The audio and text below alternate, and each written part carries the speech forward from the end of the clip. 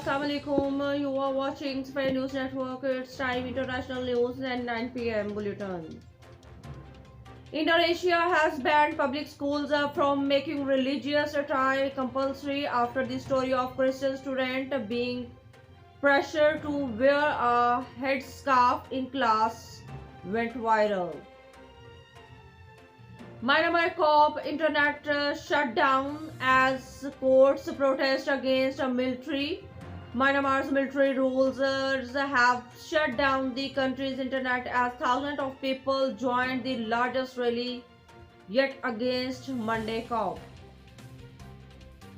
President Joe Biden has said his predecessors Donald Trump should not be give access to intelligence briefing because of his erratic behavior.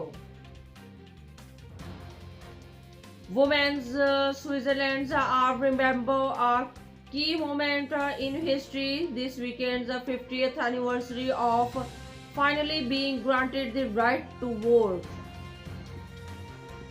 It's been a long winter for the US with the hospitals seeing more coronavirus patients than at any point in the pandemic and the average number of daily deaths topping 3,000 for the first time. But as spring approaches, the number of infections is now falling and the vaccinations program looks to have overcome some of its initial program. Hollywood stars have paid tribute to Christopher Columbus, the Canadian actor who has died aged 91.